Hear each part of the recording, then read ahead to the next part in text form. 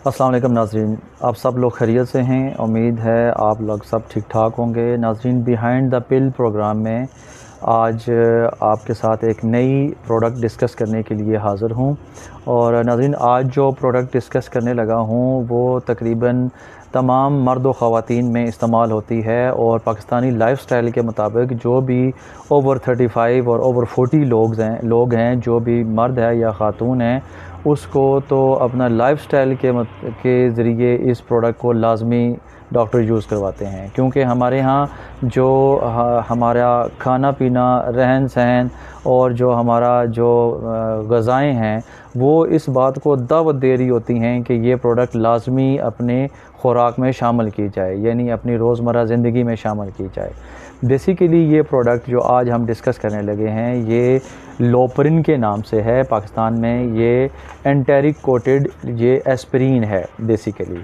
इसको हाई नून लेबॉर्ट्री बहुत अरसे से पाकिस्तान में प्रमोट कर रही है और ये फ़र्स्ट टाइम पाकिस्तान में हाई नून ने ही ये जो मेथड लॉन्च किया है कि जो एस्पिरिन है उसको एंटेरिक कोटेड करके मरीज़ों तक पहुंचाया जाए, ताकि जो एस्पिरिन के नुकसानात हैं जो स्टोमिक के अंदर उसको कम से कम किया जाए। वैसे तो एस्पिरिन 300 मिलीग्राम में अवेलेबल है और डिस्पर्सिबल फॉर्म में है, चूँकि वो पानी में हल करके पी जाती है। लेकिन ये जो है इसकी डोज़ को कम करके 75 मिलीग्राम किया गया है और इसको जो है ना एक कोटिंग दी गई है। कोटिंग इसलिए दी गई है कि ये स्टोमिक में जाके स्टोमिक को डिस्टर्ब ना करे और अपना काम आराम से जो है वो करती रहे और मरीज़ को किसी किस्म की परेशानी ना हो। अब इसकी जो एपीआई की तरफ आते हैं कि एस्पिरिन में बेसिकली क्या चीज़ शामिल की गई है, यानी लोपरिन को किस चीज़ में एंटेरिक कोटेड किया गया है। बेसिकली इसके अंदर एस्पिरिन है जो कि 75 मिलीग्राम है और इसका जो एक्टिव इंग्रेडिएंट है वो एसिटाइल सैलिसिलिक एसिड है, 75 मिलीग्राम भी है और ये 150 मिलीग्राम में भी प्रिज़र्व की गई है। बेसिकली इसका जो काम है वो ये है कि ये खून को पतला करती है। ये एंटी प्लेटलेट एजेंट है, ये प्लेटलेट को आपस में जुड़ने नहीं देती, जिसकी वजह से ब्लड गाढ़ा नहीं होता और जिस्म के अंदर जो खून की रवानी है वो आसान रहती है। और जब खून पतला होता है तो वो किसी किस्म की भी कोई परेशानी मरीज़ को नहीं होती। जितना भी खून गाढ़ा होगा उसकी विस्कोसिटी जितनी भी बड़ी हुई होगी वो इतनी ही बीमारियां लेके आएगा। तो ये हमारा जितना भी हमारा लाइफ़स्टाइल है, हमारी मुरगन ग़ज़ाएँ, हमारी चटपटे खाने और हमारा बेवक्त का खाना और बेतुका खाना, ये इस चीज़ को दावत दे रहा होता है कि हमारी बॉडी के अंदर जो नॉर्मल जो हीयत होती है ब्लड की उसको चेंज करके रख देता है। और मेरे ख़्याल में हमारे पास ओवर 40 पेशेंट जितने भी आते हैं जो भी दिल की दवाइयाँ ले रहे होते हैं उसको साथ एस्पिरिन या लोपरिन के नाम से जो मेडिसन है वो लाजमी लिखी जाती है। उसके पीछे लॉजिक यही है जो मैं आपको बता रहा हूँ, क्योंकि चटपटी ग़ज़ाएँ तो हमारे जो है ना वो घर का हिस्सा हो चुकी हैं। ना हमारे बड़ों को इसके बगैर चैन आता है, ना हमारे नौजवानों को, बच्चों को तो खैर आता ही नहीं है। वो तो आजकल जंक फूड जनरेशन कहलाती है, वो तो सीधा खाना तो खाते ही नहीं है। मतलब उनके वालिदैन से भी कहा जाए तो कहते हैं जी ये रोटी नहीं खाता, ये बस पापड़ खाता है और ये जनाब चिप्स खाता है और बर्गर खाता है। खैर ये है कि ये तो लाइफ़स्टाइल जब तक सीधा ना किया जाएगा तो इस दवाई से छुटकारा मुमकिन नहीं है। अब आते हैं इसकी अलामात की तरफ कि ये किन किन अलामात में काम आती है या डॉक्टर किन किन अलामात में इसको लिखते हैं। सबसे पहले इस्कीमिक हार्ट डिज़ीज़ है। बेसिकली इसका डायरेक्टली तल्लुक़ जो है ना वो हार्ट के साथ ही है। इस्कीमिक हार्ट डिज़ीज़ में लिखी जाती है। दूसरे नंबर पर अंजाइना का प्रॉब्लम होता है। अंजाइना बेसिकली दिल के दर्द को, दिल के पट्ठों को जहाँ पे दर्द शुरू हो जाता है हल्का हल्का, वहाँ पे उसको अंजाइना कहा जाता है और उसमें भी ये लिखी जाती है। इसके अलावा मायोकार्डियल इन्फेक्शन में लिखी जाती है, जहाँ पे भी जो एमआई का इशू होता है वहाँ पे डॉक्टर इसको लिखते हैं। इसके अलावा जो इनिशियली स्ट्रोक की प्रिवेंशन करने के लिए जो दिल का दौरा ना पड़े, खून पतला रहे, खून की रवानी दिल के अंदर, दिल की रगों में आसानी के साथ रहे, वहाँ पे इसको लिखा जाता है। अच्छा, ये तो बात होगी अलामात की। अब फार्मेसी के स्टूडेंट्स के लिए या मेरे वो भाई जो कि पता करना चाहते हैं कि ये एक्चुअली काम किस तरह करती है, ये तो इंडिकेशन हो गई ना कि इन इंडिकेशन में इसको लिखा जाता है। अब यानी ये भी पता होना चाहिए कि ये बॉडी के अंदर जाके ये काम कैसे करती है। तो ये सबसे पहले क्या करती है कि ये प्लेटलेट जो है एग्रीगेशन को कम करती है। अब प्लेटलेट आपको पता होना चाहिए कि ये खून का एक लाजमी जुज़्व है। ये बॉडी के अंदर अल्लाह ताला ने एक मखसूस मिक़दार में प्लेटलेट्स को रखा होता है।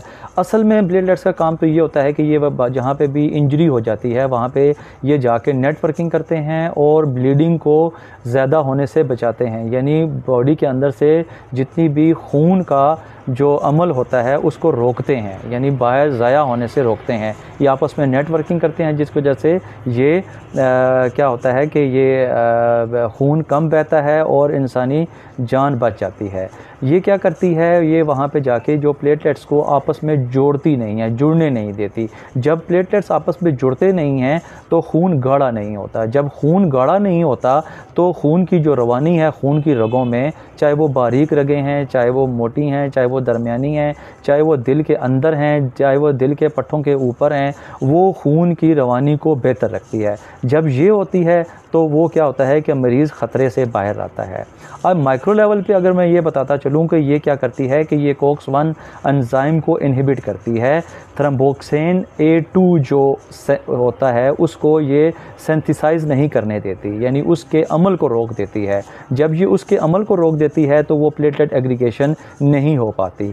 एक फिजिशियन की रिक्वायरमेंट ही यही होती है कि बॉडी के अंदर प्लेटलेट एग्रीगेशन ना हो। जब प्लेटलेट एग्रीगेशन नहीं होगी तो फिर जिसे एक पंजाबी में कहते हैं कि वो सतहवीं खैर हो जाती है, फिर पेशेंट जो ख़तरे से बाहर हो जाता है। ये उसी सूरत में होता है कि जब कोई पेशेंट एस्पिरिन या लोपरिन रेगुलर लेता रहे। पेशेंट डॉक्टर की जो है ना वो हदायत के मुताबिक ना डोज़ बढ़ाए, ना कम करे, ना छोड़े, ना उसमें नागा करे, तो तब ये सब कुछ ठीक ठाक चलता रहेगा टिल एंड।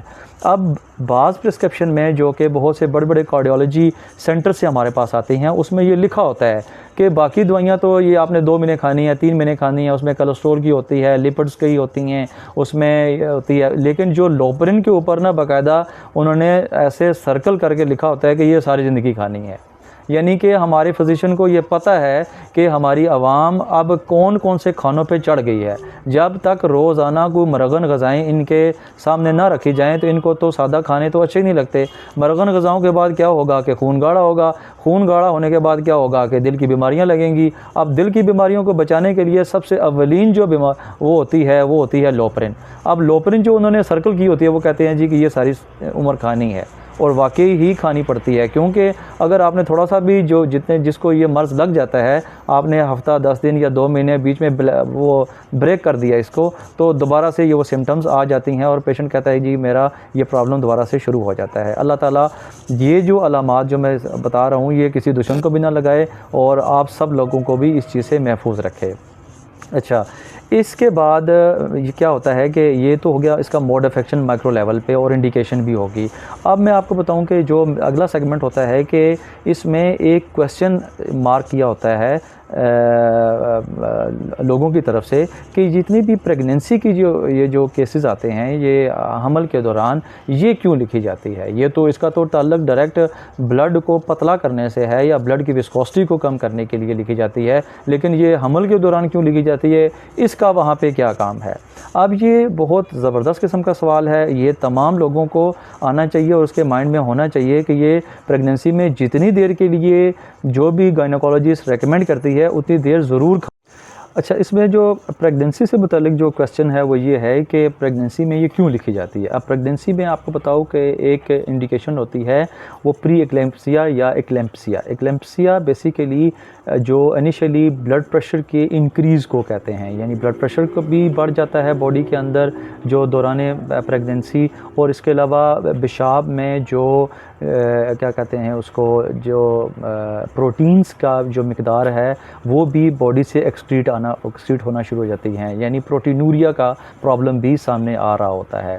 अब इस चीज़ को काउंटर करने के लिए गायनेकोलॉजिस्ट के पास और कोई ऑप्शन मौजूद नहीं होता है सिवाय इस दवाई के। इस वजह से ये जो मखसूस दिनों के लिए या कुछ टाइम के लिए जितनी भी गायनेकोलॉजिस्ट होती हैं वो इनको काउंटर करने के लिए लोपरिन का इस्तेमाल करती हैं, लेकिन वो भी अगर मार्जिन में लिख देती हैं कि 1 महीना या 2 महीने या 3 महीने तक आपने खाना है, मखसूस टाइम के लिए, मतलब लॉन्ग टर्म के लिए नहीं। तो ये हाई ब्लड प्रेशर को कंट्रोल करने के लिए दौरान हमल और इसके अलावा प्रोटीनूरिया के इशू को काउंटर करने के लिए ये लिखी जाती है। अच्छा, इसमें हमल के दौरान जो इसकी जो डोजेज है वो 75 या 150 मिलीग्राम ही लिखी जाती है, इससे एक्सीड नहीं किया जा सकता। अगर आपने ख़ुद एक्सीड किया तो इसके बहुत ज़्यादा जो है ना वो ख़तरनाक किस्म के चांसेस आपके सामने आ सकते हैं। और उसमें क्या हो सकता है कि जो ब्लीडिंग रिस्क जो है वो बहुत ज़्यादा आम हो सकता है कि ब्लीडिंग स्टार्ट हो सकती है। अगर जब ब्लीडिंग स्टार्ट होगी तो उसमें जो है ना वो जो फैटल कॉम्प्लिकेशन हैं वो बहुत ज़्यादा बढ़ सकती हैं, यानी कि बच्चे को बहुत ज़्यादा ख़तरा हो सकता है। और बाज़ केसेस में तो क्या होता है कि वो बच्चे की डेथ भी हो जाती है। इसके अलावा अगर आप इस चीज़ को काउंटर नहीं करेंगे, यानी प्रोटीनूरिया को कंट्रोल नहीं करेंगे, या इसके जो प्री एक्लेम्पसिया का प्रॉब्लम अगर आप उसको एड्रेस नहीं करेंगे, तो क्या होगा कि इंट्रायूट्राइन जो ग्रोथ रिटार्डेशन का केस है वो बहुत ज़्यादा सामने आ सकता है। जब ग्रोथ रिटार्डेशन जो ना यूट्राइन के अंदर सामने आएगी तो एंड रिज़ल्ट क्या होता है कि या तो उसका जो है ना वो प्री मैच्योर जो बर्थ को सामने आ सकती है, यानी जो बच्चा है वो अपनी जो होती है एक अल्लाह ताला की तरफ से जो तभी एक टाइम पीरियड होता है उससे पहले ही पैदा हो जाएगा, जो कि भी किसी भी ख़तरे से खाली नहीं होता। बाद में उसकी बहुत ज़्यादा केयरिंग की ज़रूरत होती है और या तो उसकी फैटल डेथ हो जाएगी।